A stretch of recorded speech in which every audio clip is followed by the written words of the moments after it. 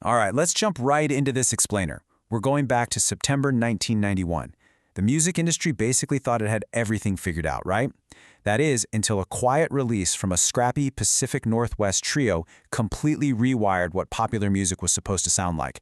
It literally shattered the glittering facade of 1980s rock overnight. So how exactly does a punk band from the Pacific Northwest dethrone the king of pop? It's wild to think about now, but back in '91, the charts were completely dominated by massive budgets and manufactured pop. You've got Michael Jackson rolling out his multi-million-dollar campaign for Dangerous, and MTV spoon-feeding audiences a steady diet of super-polished arena rock. In that highly curated, hyper-commercial bubble, an alienated punk band shooting to the top? Absolutely unthinkable. Section 1. Before the Storm, the 1990 musical landscape. To really get the magnitude of what happened here, we got to understand the rigid status quo just before the storm hit. On one side, you had the dominant sound of 1990, hair metal. Think bands like Warrant and their hit Cherry Pie. Hyper-masculine, incredibly polished, and just relentlessly focused on excess and artificial glam. But on the flip side, operating entirely in the shadows was the underground scene. We're talking raw emotion, thick, muddy punk chords, progressive politics, and really frank discussions about alienation. And it was out of this gritty, independent environment that Nirvana was actually born. Now, check out this unbelievably tiny dollar amount. $606.17. That is exactly what Nirvana's debut 1989 indie album, Bleach, cost to record with engineer Jack Endino. They were running on a total shoestring budget, dealing with missing royalty statements and late tour support from their indie label Sub Pop. And honestly, this deep financial frustration pushed frontman Kurt Cobain and bassist Chris Novoselic toward conversations they swore they'd never have: signing with a major label. Section 2. Crafting Nevermind, the alchemy of sound. So how does a band go from a scrappy $600 indie record into the massive machinery of a major label, all without losing their edge? Well, heavily influenced by indie rock pioneers Sonic Youth, specifically Kim Gordon, who actually recommended Nirvana to Geffen Records, the band signed with the DGC label. They made this leap for one big reason.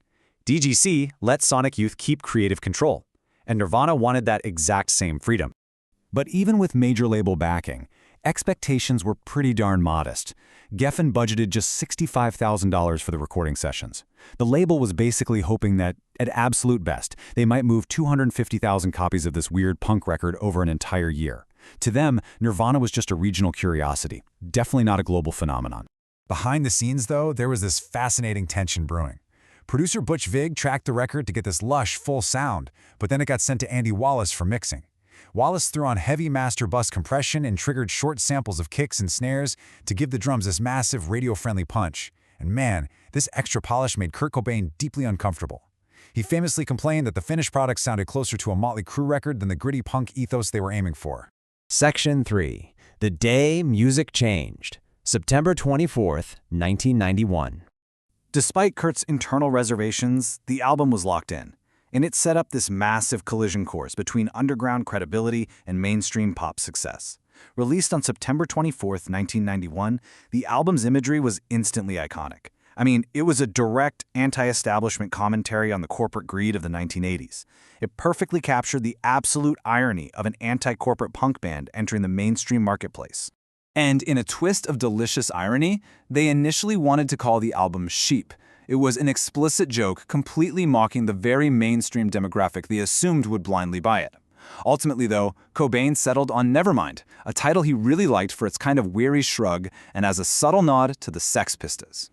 Now just watch how quickly this momentum builds, because the trajectory here is just astonishing. In October, it quietly enters the Billboard 200 at number 144. But out in the Pacific Northwest, record shops are literally selling out in 48 hours. By November, MTV's alternative show 120 Minutes premieres their video, and it just explodes out of late-night programming right into heavy daytime rotation. Finally, by January 11, 1992, it completely conquers the mountain, hitting number 1.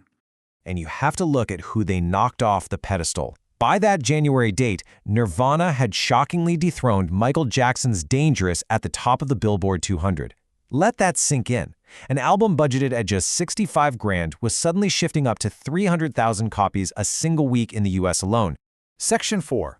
A New Cultural Identity. The Birth of Generation X Grunge. Because this wasn't just a musical victory, it was a massive cultural fallout. It provided a brand new social identity for millions of disillusioned youths across the globe. A huge part of this shift was driven by the Smells Like Teen Spirit music video, directed by Samuel Bayer. Set in this scuzzy, fog-filled faux pep rally, it brought a raw, sarcastic, unpolished aesthetic straight into the daytime rotation of living rooms everywhere. It offered an immediate, stark alternative to all those glamorous videos of the era. Literally overnight, the flashy spandex of hair metal was erased. The new dress code?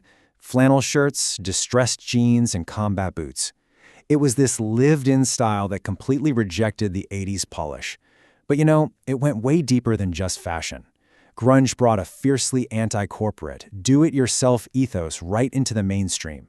It embraced progressive gender politics and took subjects like depression, child abuse, and alienation and somehow turned them into a unifying social identity for Generation X. Yet even as they morphed into these massive global rock stars, Nirvana fiercely protected their underground identity. They openly mocked the corporate rock structure they were now depending on.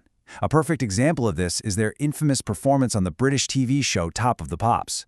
Forced to play to pre-recorded backing tracks, the band treated the whole national broadcast like an elaborate prank. They deliberately and comically refused to mime their instruments correctly just to protest the format. Section 5. The Nevermind Legacy. The End of an Era. What you should really take away from this explainer is the permanent scar this one album left on the history of pop culture and the music industry. The immediate casualty, of course, was the established rock guard. By 1992, bands like Warrant, who had literally just defined the mainstream, were unceremoniously dropped by major labels. The whole industry completely reorganized itself. Major labels started frantically buying up regional underground acts, desperately searching for the next Nirvana, and essentially making the Pacific Northwest sound the absolute default tone of American radio. And as for the album they thought might sell 250,000 copies, yeah, it ultimately sold over 30 million copies worldwide. It secured a 13 times platinum diamond certification in the United States alone. Just incredible.